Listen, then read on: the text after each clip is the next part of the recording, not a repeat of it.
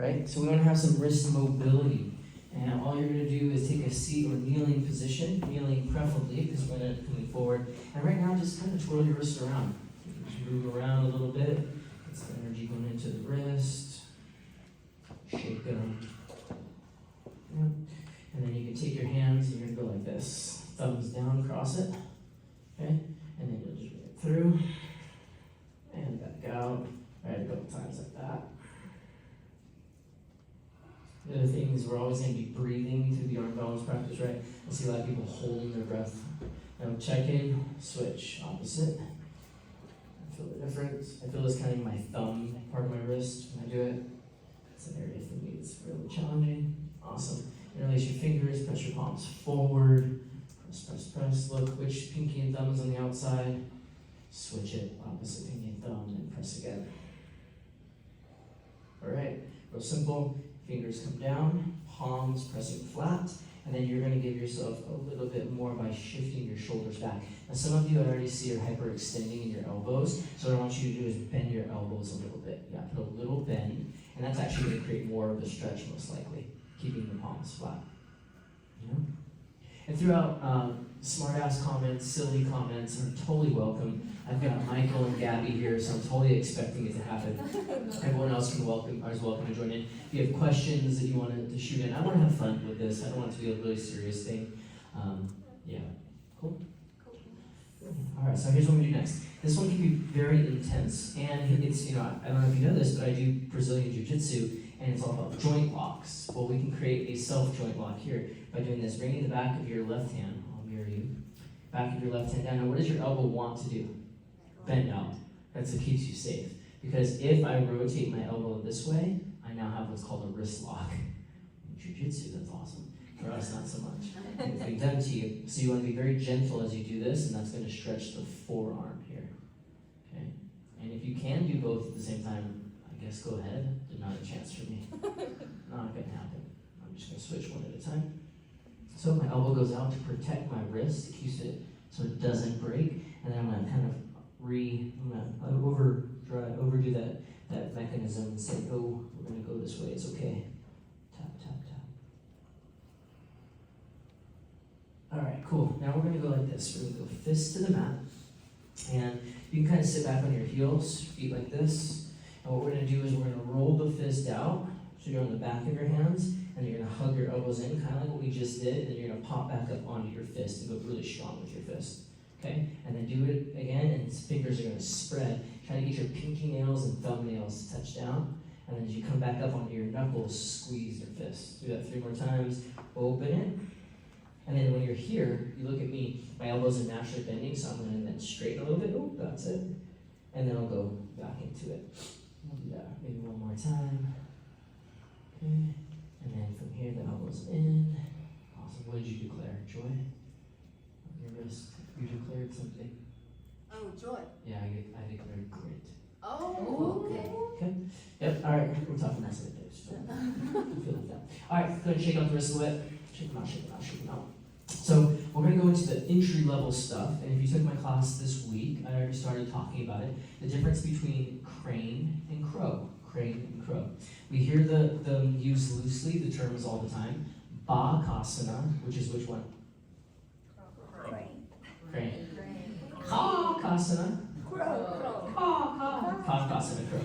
All right, so that's the more entry-level version of it. And there's a clear difference when we do it, although what happens in most vinyasa classes is some sort of a blend where people are blending the two together and creating this in-between version, which is typically what I do most of the time anyway.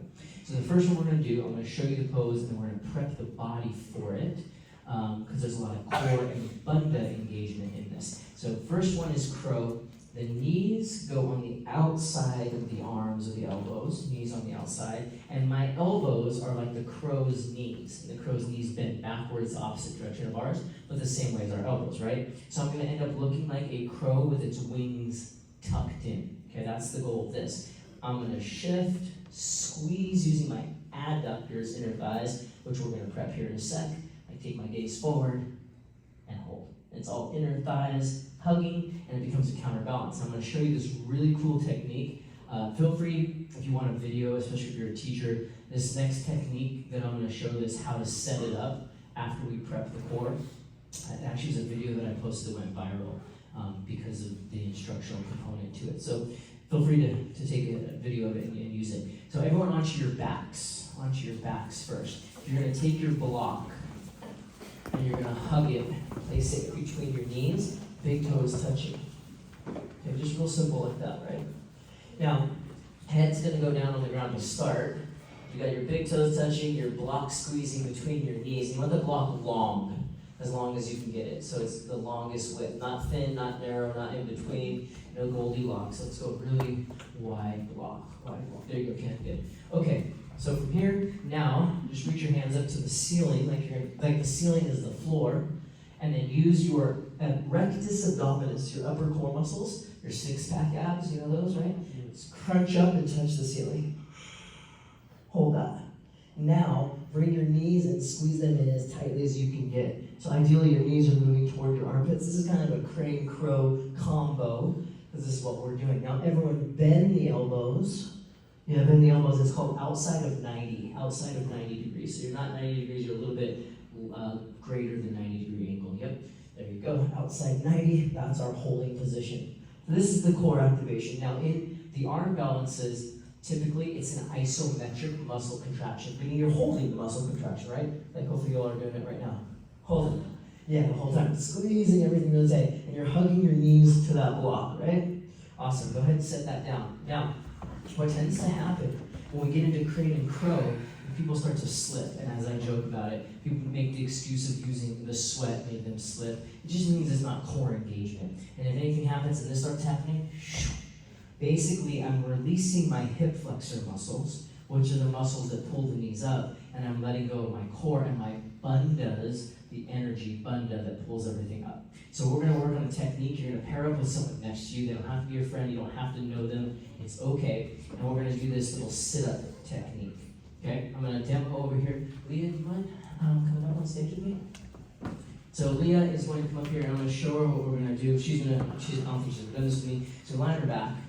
Knees are bent, feet are flat. She's going to take her hands up in the air and crunch one time. Now she's going to hug her knees to touch the back of her arms. Now her big toes are going to come together. She's not going to let her knees separate from her arms. I'm going to push her feet and walk back. Because if I don't walk back, we're going to end up kissing, okay? I don't think my wife's going to be cool with that. So we're going to just do this for now. So as I push her feet down, she will come up with me, and I'll take a step back. She comes down to the mat. Now I'm going to capture her feet. I mean, she did a really good job on that. Most people are like, grunge and stuff. Okay? Also, let's just talk about this and get it over with. We are doing a lot of squeezing. Yeah? We're doing a lot of energy pulling up and lifting, ladies. You know what I mean? So if there's any sound or anything that is released, just be okay with it. All right? Don't be embarrassed. Just don't worry about it. Sounds happen from all of us. So if you end up making some sound of stuff coming out, no worries. Okay? I'm just preparing myself so I'm far on stage. Everyone's okay with it. Okay, now Leah's going to go back. I'm going to hold her feet because I don't want her to slam back. But she's going to keep that round. She's going to start to rock back. And I'm going to give her a little bit of resistance, and she uses her core. I'm going to do 5 of those. So then she's going to come up, crunch. And as she goes back, I catch her feet. I walk with her. I pull up, pull. I step back. Got it? All right, find a partner quick. Get to it. Go.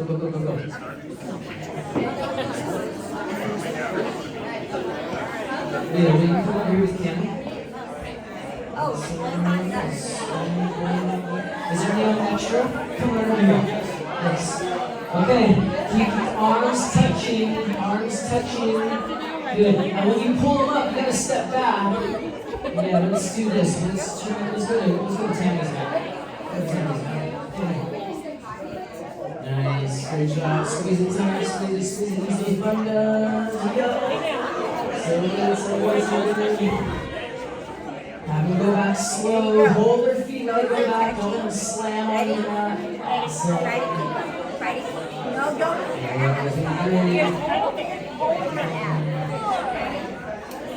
After you do 5, switch with your partner. Jaguars.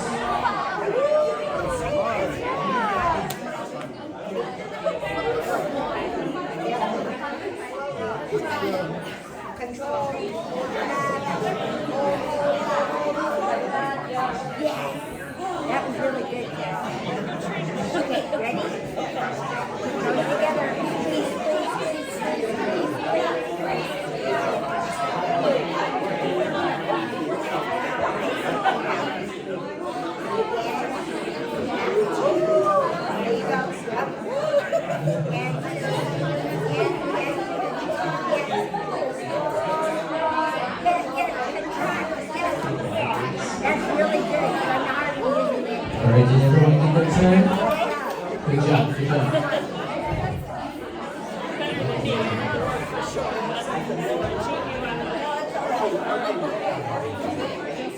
So you're keeping connection, that's the goal. You're keeping connection the whole time.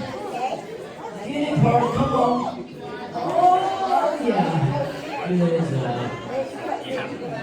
Okay, great job, everyone. Come on up. Okay, so that's the inner thigh squeeze, everything. So here's the setup with the block, okay? Get your cameras out, get this recorded, this is really helpful. It helps if you can literally draw a line with your fingernail across your mat, but I'm going to show you the setup, because in arm balancing, yes, there's core strength, very much so, but it's called an arm what? An arm balance. So we're finding counterbalance between the front side and the back side of the body. That's always the goal, just counterbalance. When that happens, though, you will know that you're going to a counterbalance position when you can feel it in your fingertips. Okay, your fingertips go white, you're doing it right. Fingertips go white, you're doing it right. You're gripping with your fingertips really tight on all these arm balances and inversions. Okay, so the setup is going to be like this. I'm going to place my hands where they're going to go on the mat, and then I'm going to draw an imaginary line, or if you can, like my mat works, where I can use my fingernail and it creates a line straight across to where my fingertips would be. Okay, now I'm going to take the block long, like this, in line with that line on the edge. Okay, long and thin, just like that. Then I'm going to tilt it one more time so it's thin and high. All right? Now, one thing I forgot to mention about the arm, the hands and the wrist is this. Index fingers are forward always. In fact, when we're doing the arm balance, I like to cheat a little bit. I turn my fingers outward slightly. Okay, why? Does anyone know why? Because when the fingers go in, the elbows go out. And then we lose our foundation and our stability. So we want to keep the hands rotating like this. That brings the elbows in. It's called arm bone external rotation and adduction, okay, of the shoulder joint. So I like to turn my fingers outward a little bit, especially me because I've got really bad wrists. So if you ever watch me on my hands, my fingers are going to be more like that than like that. But this is the minimum, index fingers going forward. So when we set down those hands about the width of the shoulders, I go line across my fingertips, and I'll keep one hand where it is, the other hand takes the block long and thin, and then tall and thin, tall and narrow. Is it in the middle? Dead center. Okay. And this is where trust comes in. Trust in self is called confidence. So we're learning to face some fears here and create confidence. And the confidence is knowing that you're going to be okay, you're going to survive. Although I have seen people get a black eye. Okay, so when I'm here, my butt is all where most of my weight is for most of us, especially in this position. So I don't want the weight to stay down, so eventually the butt's got to come up. I'll squeeze the knees, I'll look up. I'm going to go third eye, forehead, and I'll turn around to the other side as well. Forehead to the block, so I'm going to get my lift. My fingertips right now are not white, they're light, and I'm going to go forward, boop. Watch that again. So, sound effects, in case you didn't know any sound effects. You got a 7-year-old and a 6-year-old, that's what we do, all right? So when I shift, my back feet lift. It's just a counterbalance. I don't have to pull my feet up, but I will. So it goes like this. Butt up, look up, third eye kiss, feet naturally lift. Boop, boop. Got it? So we're going to come forward, you're going to trust, and then I'm going to bunda and pull everything up and squeeze super, super tight. Then I can look up. Got it? All right, let's do it. So just learn the setup so you can teach all your friends who don't know how to do this stuff. All right, one more time. You place your hands down. You draw your imaginary line. You take your block in one hand, and it's thin and long on the edge. Most likely, you're going to be too close. Your block will be too close. So watch me park. Boom. Boom. 2 steps with the block. Now I'm here. The block should be roughly 1.5 hand distance in front of you. Roughly, but focus on what we did already. Now we butt up, bunda, knee squeeze, third eye kissing, big toes touching. So everyone just get to the point where your third eye touches. And I'll kind of walk around because some of you are way too close. That's why your nose is smashing the ground. There you go, smashing the block. So when we set up the block for the counterbalance, voila. Then the head can touch, Okay? Now we're going to blocks down, get tall. Yeah, so let's go here. You get around, I wish you could walk around and get one in the right spot. Go for it. This feels way far out in front, huh? Oh, it's so far. Well, guess what? Your butt's heavy. Heavier the better. Keep going. Shift, shift, shift. Feel it in the fingertips. Let it happen. Hold on, hold on, hold on. No. Your fingertips line up with the back of the block. Then it comes back. Back your hands up. In line with that. Now, keep your fingers up. Go. Bend the elbows. Knees are on the outside for this one, right? This is still just a crow. Right? And then you're going to start looking your head up, looking up past the front of the mat. Hey, listen, if you have any problems, let me know. I'm going to change that for you. Janet, the block is way out in front. Look, the block is way in front of you. Put your fingertips on here. See these lines? They're built in for you. 1, 2. Now go. Hey, put your hands to touch that. The bundas, the squeeze. This is a belly lifting, belly lifting.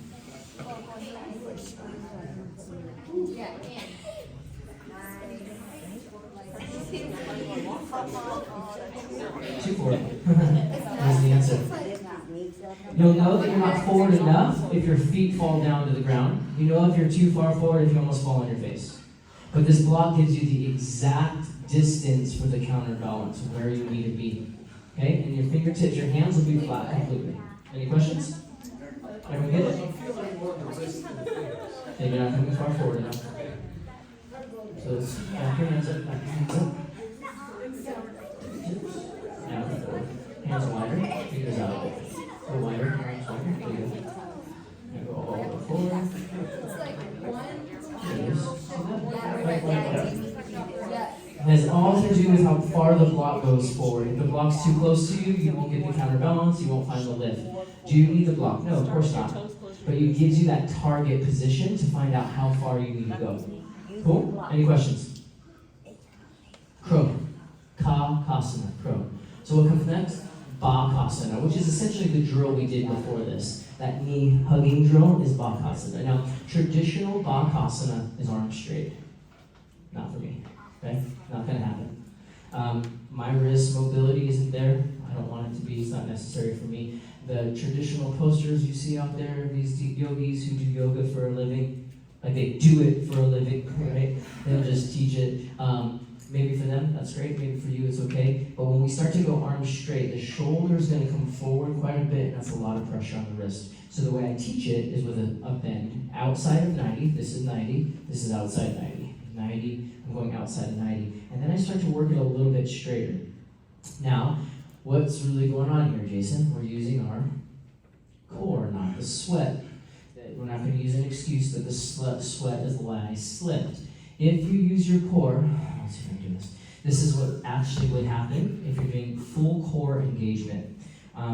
It's pulling up using deep core muscles, rectus abdominis, hip flexors, and your bundas. So eventually, I don't know if this wrist is going to do it, we'll see. It would look like this.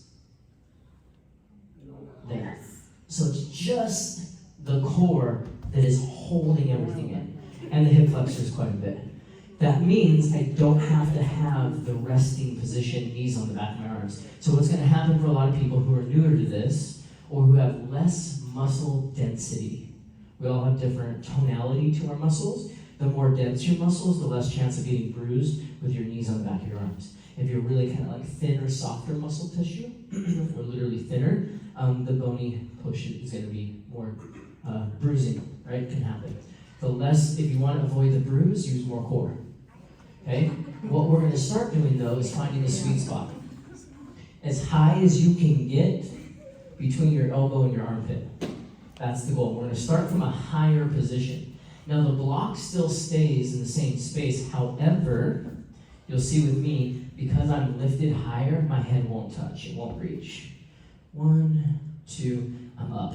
So we're going to start almost like from what I call a chair. You know, chair is the feet apart. Utkatasana, that one. I like chair, feet apart. And it gives me this skier-like position. Some repetitive stuff if you took my class this week. So I'm like a downhill skier. Okay? I'm going to place my hands down in front of me, and then my knees are going to meet my triceps. And then, see, I'm above the block, although if I need to, I can, but then I start to extend the elbows more. And I'm slipping. What's that indicating? Core. Lack of core, right? Not pulling my knees up, which is your hip flexors. Your hip flexors draw your knees toward your chest, and then the upper rectus abdominis, pull the torso toward the thighs. We're doing both, as well as our bandhas, which is your pelvic floor, that energetic lift. Ready for it? Okay. Here's the other thing you can do too. If you're just a little unsure and there's a partner around you, or me, you can raise your hand, I can come over. Can we demo real quick? Tell me again. Current. Okay, so she's gonna come set up. The spot looks like, actually come up on the stage, look in line. The spot looks like this. I put my hands in front of her shoulders to catch her weight. Okay, so she's gonna set it up, like she's gonna do it, and my spot is just going to be here. So as she comes forward, I can stop her. Okay, now here she fell into me. She trusts me a lot. Wow. Really did that well. That was awesome. She's like, all right, here we go. Catch her. Okay, but I'm letting her come forward to me, and then if she does start to fall on her face, I stop it from happening. Got it? So you just let the hands be there. I don't want to push into her necessarily. I just want to be there with some strength. Okay? Thank you. All right, cool. Let's go for it. Let's play. If you want a spot and you don't have anyone near you, I'm here for you. Yeah, cool. Okay. Same hand position, and your fingers are out a little bit. Start with your butt up. And then bring your knees toward the back of your arms. Elbows stay in. Good. Keep your hips up. So let's start with the elbows bent. So come back up into a standing position. Okay? And then go from here. Go hands down, elbows bend toward the back of your legs. Yeah. And then put your hands out in front of you. And bend your elbows in. Now the knees are going to go to the back of the arm. As high as you can get. Bend your arm to the gaze is going to go forward. And you're going to shift. Yeah, there it is. Now grip with your fingertips. Everyone, fingertips grip. Press down into your fingertips. There it is. Elbows stay in. Yeah. Just don't let go. And if you're leaning to one side, it's most likely your core, right? Keep your head up and your gaze toward the front. Your gaze is toward the front. That block's too close to you. You just need to walk a little farther back. There it is. Awesome. Yep, eventually the people come together to touch. Cool. Knees are the back of the arms here.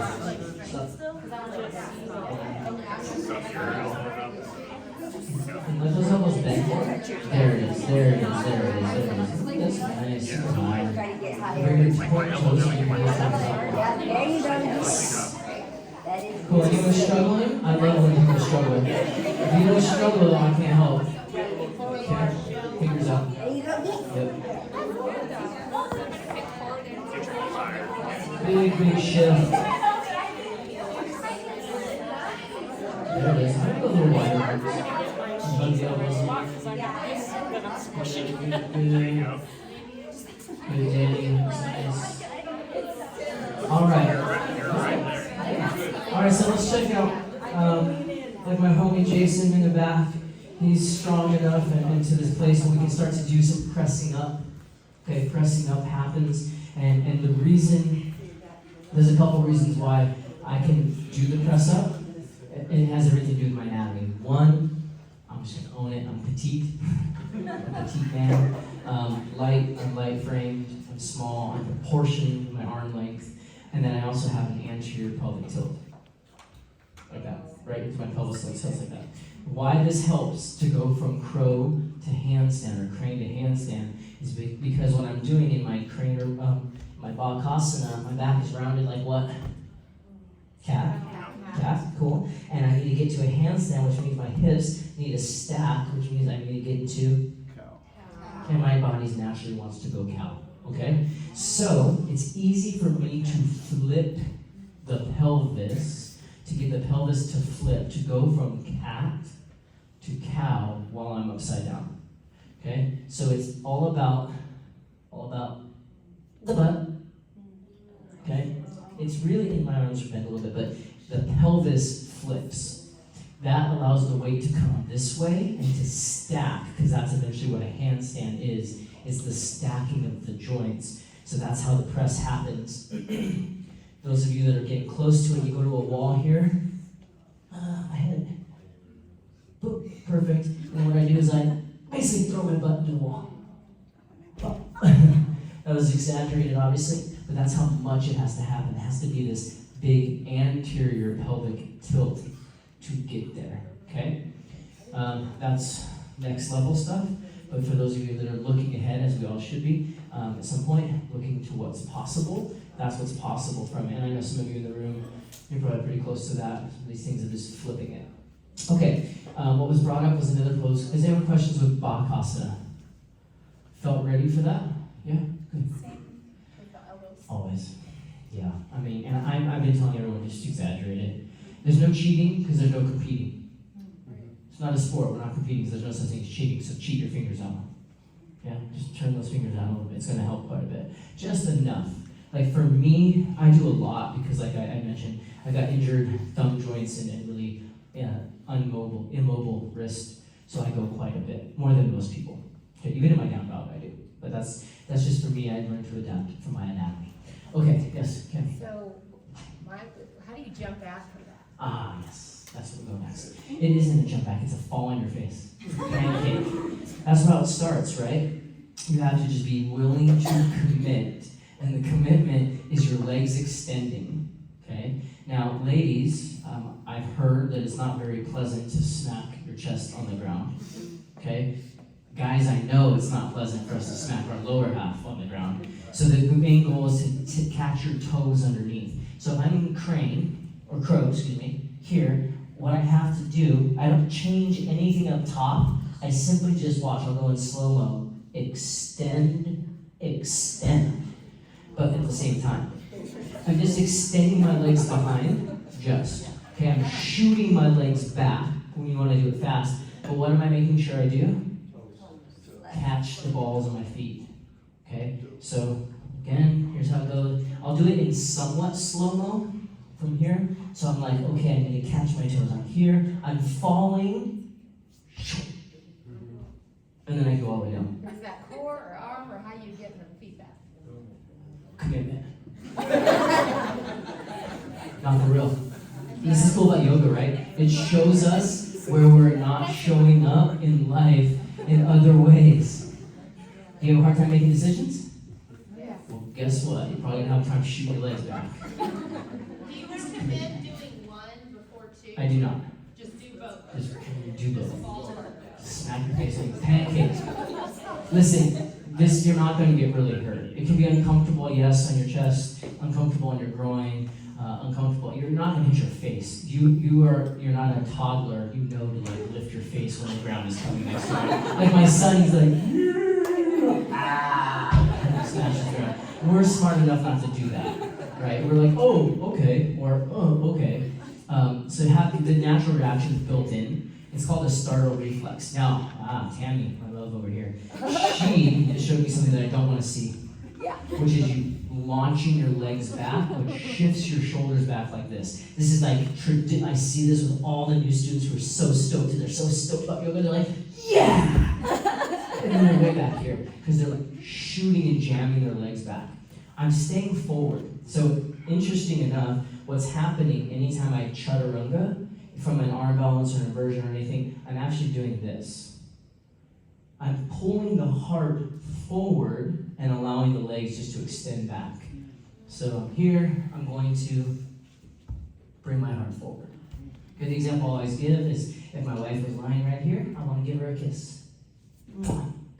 Okay? Out in front of me. And my legs are just extending, but they're not jamming back really fast. Just get your legs to extend back and see where you're at. This is one of those like trial by fire. Just go. They don't. They stay chaturanga essentially. So you want to move a block out of the way. You don't want to keep the block. Okay? Now, Whitney, you did bring up a point that I like. If you are a little timid with this, you can also practice going like this. Watch. I'm in my crow. I'm like, oh, I don't want to do it yet. Place one foot down, extend one leg back, extend the other leg back, and lower down. Okay? You can always do that. So I go here, I can go toes down, leg back, just to get you used to extending the legs back. But really, it's simply a commitment, is all it is. It's just a full-on commitment, boom, all the time. Yep. Nice. Then we start to refine things by keeping the belly in and not letting us go below our elbows. So we stay at 90 degrees. Yeah, that was it. Right, stay at 90. So when you shoot back, you want to just try to keep elbows at 90 degrees instead of collapsing fully. And then, don't let your elbows extend. I call it the up dog rush. Does anyone know what I'm talking about? The up dog rush, it looks like this. And chaturanga. Okay, this is not good for your lower back. Don't make me demo that again. Okay, when you go back, pause. Either at the chaturanga or at the bottom, then come to your cobra up dog. It also might help if you put a block way out in front of you, almost like, how about this? I'll create something. I always like to create something new in the workshop. Put your block like we did, this thing here. Then go like this, but then lie it flat and give it a kiss. So now I'm here, that gives you the distance mic. So I'm here, and I'm gonna go, I don't know if to put my mouth on this block. Put a shirt or a towel over it. Okay, so there you go. Maybe just your chin to the block, not your lips. Okay. That block is way too close for her, so she's not gonna, Janet, that block has got to come forward, over and over and over and over. Forward. Okay? Get forward, the block has got to come forward.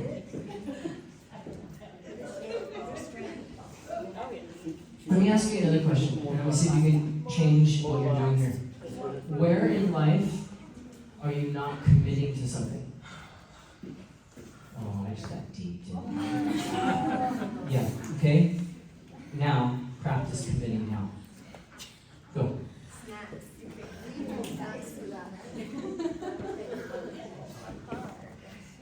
Yes.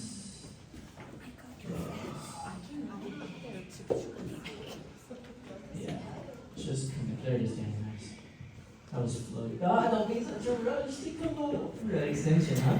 Almost like allow your chest to touch the ground. Just to give yourself that pause in between.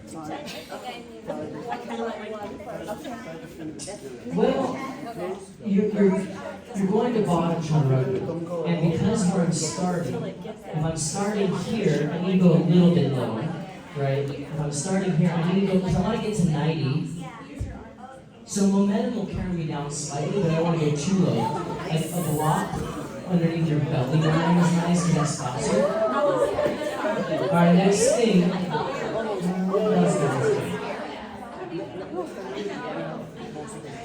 How else can you practice this? You can do it from a yogi squat position. But look, it's a counterbalance forward shift. I'm here, yogi squat, I plant my hands, I place my block, and I kiss it. And I do it again. Kiss it. Okay? That's how you get used to doing it as well, if you don't want to just fall down. Because it's just controlled fall. Controlling arm fall. Falling with style.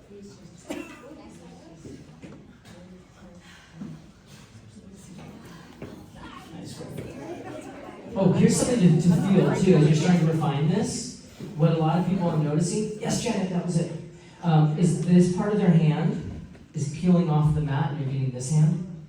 Do you know what I'm talking about? Feel into it. Why does that happen? If this part of your index finger comes up off the ground, it's indicating one thing specifically. That your elbows are going too far back, that you're not staying elbows stacked like a chaturanga. Watch. That starts to happen when the elbows go back. So, momentum of your legs going back is most likely pulling your shoulders back, which is pulling the elbow back. Let me show you what I mean. And then I'm here. And it's actually this angle rather than that. Cool? So just check in with those hands. They're telling you a lot what's going on. They show me everything. Your hands and your feet. That was better, brother. hands. Okay.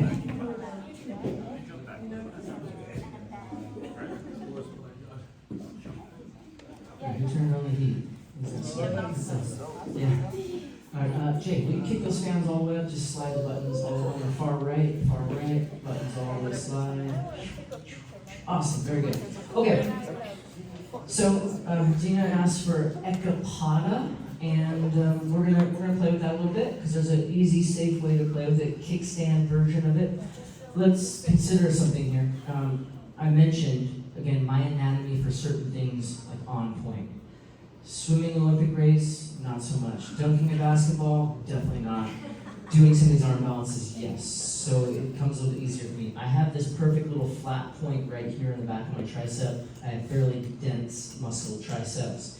And then I have this little spot right here on the Millennium Falcon that just fits perfect.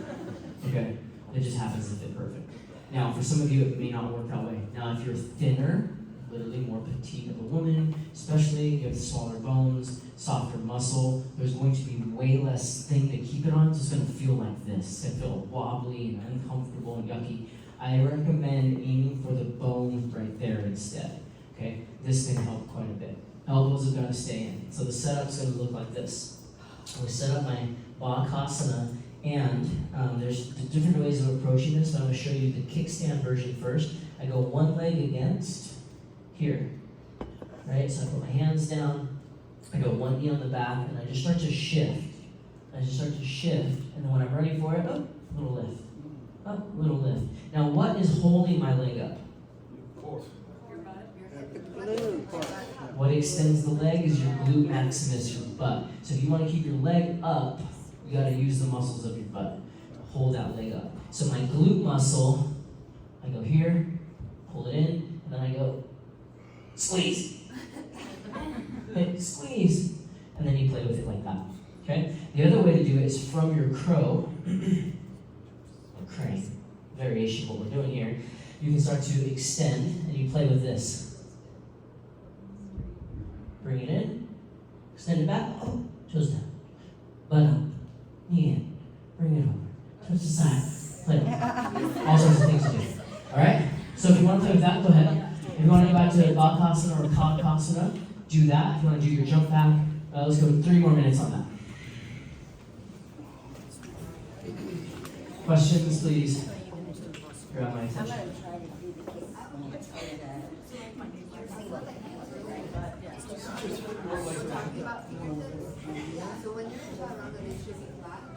Not your fingertips, the first knuckle on your palm.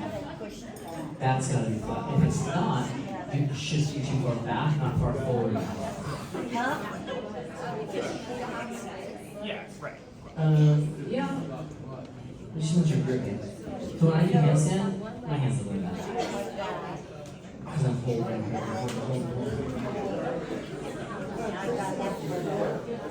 How far forward do you go?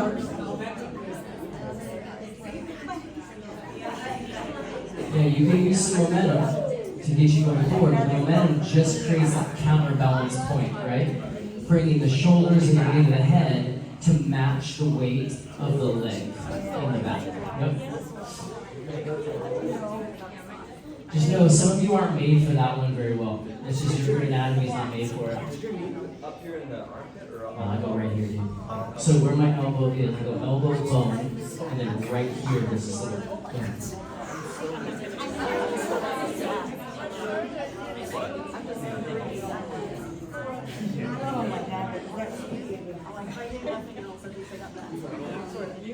Maybe a little bit more on the inside there, on the right hand. Yeah, or we'll go high, go back of the tricep, because you've got good muscle definition, that should be okay. Yeah. Some people too might go back of the arm because it hurt. Okay. And then now we got Dina going into Ekapada. So there's one more variation of a crow that we do, and people get it confused, and I love to educate based on the little things that I do know about this yoga stuff. Side crow, y'all heard that? Side crow? Well, I got news for you. This isn't it. Okay? This is not side crow. This is. That's a good pasta. Okay, so side crow would imply I'm crow and I'm going to one side, and this takes tons of core and oblique work. Okay, it's very, very challenging pose. The one I showed before is called Ekapada Kaundinyasana. We will for sure get into that. With a twist, with a hamstring stretch. That pose is way more easier to access than side crow. Crow, side crow. Now, you're probably not going to hop in the midair like that to get there, so what would you do? You take your hands, so pretend this is the front of my mat. I'm even with you guys, you know it's not, but pretend. And I'm going to take my hands here, and my hip is not going to touch. I'm going to shift and pull up. Because what I'm actually doing is this. Whoop, up, whoop. We shift to the other side. It's my oblique that's lifting, lifting, lifting. But I can start from here and shift all together. That is side crow. Okay? Parshva Kapasana, Parshva Bakasana, side crow. Okay? It's way harder, yeah? Let's how do you even get into that? It's pretty tricky. But if you want to try it, let's all do this. Let's do it together. Bring your knees together as close as you can. You're going to take your hands like this and bring them over to the right. So your left tricep is kind of like a twist, but now all 10 fingertips are pointing toward me. If you need to get it toward me. Right? Now I'm going to shift over to your right hand and then pull up. Pull the feet up off the ground without letting the hip touch. Yeah.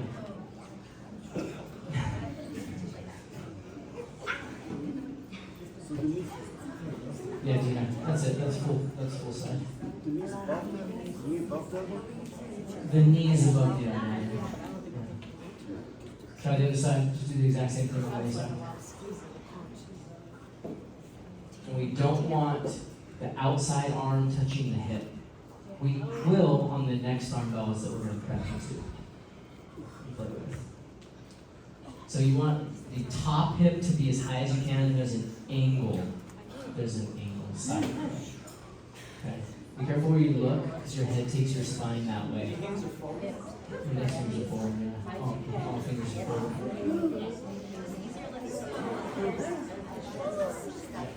You know, the good thing, it doesn't look that great. Some people aren't that excited to get it. Like, okay, I'll leave that one. The picture doesn't even look cool anyway. Why am I working that hard for that one? There's other ones that look a lot prettier to take better pictures, so we'll get to those next. Side crow. Cool? Alright, how's everyone doing? Shoulders? Alright, let's get into the shoulders a little bit more now that we're starting to feel the shoulders. So do an eagle, and whatever arm is on top, bring that across. Whatever arm is on top of you, bring it across. Doesn't matter which one it is. Go ahead, switch it.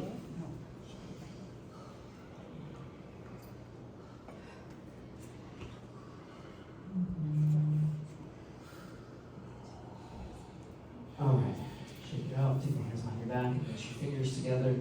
Open up the front of your chest, your shoulders. Your head around.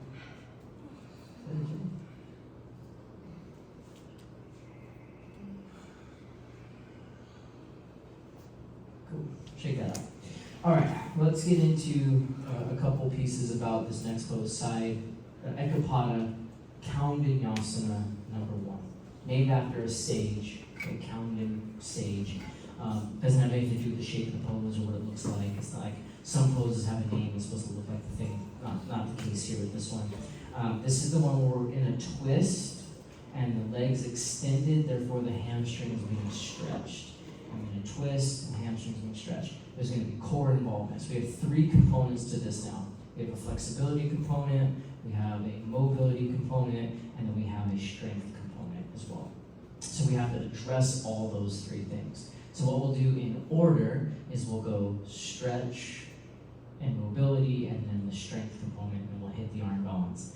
While also discussing where the limitation is for many of you and why you may not be able to get it, because there is a thing that happens. It's called a compressive force that's applied. It's compression versus tension. Tension is, oh, my muscles are tight. I can't straighten my arm because my bicep is tight.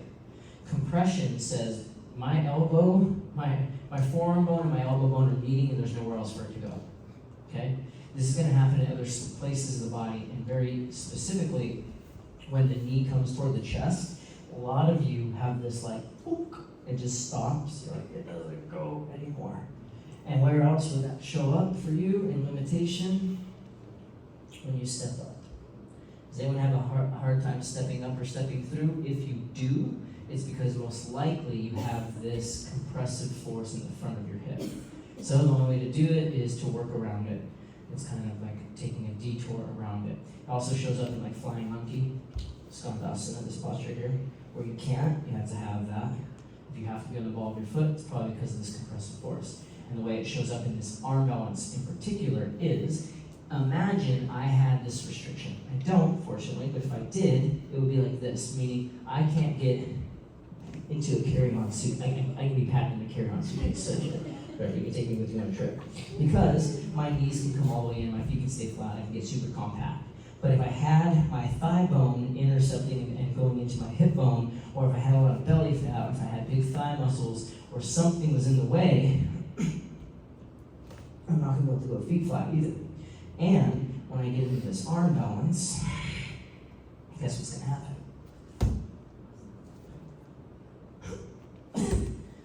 It's not going to stay, because I can't close the space. But if I can, then the leg can stay pretty easy, and then I can start to play. But if I can't get it to stay, I can't play. And if you can't get it to stay, it's because your anatomy, most likely, not your strength. But it shows up very commonly here in the step up. This could also be short arm, long leg syndrome situation, which happens to a lot of people. You're going to have short arms, longer torso, longer legs. That gets in the way, but this is something to consider when we do this arm balance, okay? So you may come up against some resistance within your own body. What you get to come up against is acceptance for where you're at, for who you are, and to recognize that maybe dunking a basketball isn't part of your life. Like I realized, maybe at one point in my life I can touch the red. Okay, the point is, we weren't all made for every yoga pose. Okay, most of us weren't made for it. There's a handful of poses I'll never do. I don't want to. And my body can't. Okay, and that's okay. So we have acceptance, and that's a beautiful thing to gain. And that's what we're gaining. Confidence and acceptance of where we're at. And maybe pushing your limits. Go a little bit beyond it. See what you can actually do. So let's prep. Downward facing dog. I haven't done that yet, have I? Down dog. Pedal your dog, walk it out, move around. We're at the hour mark already.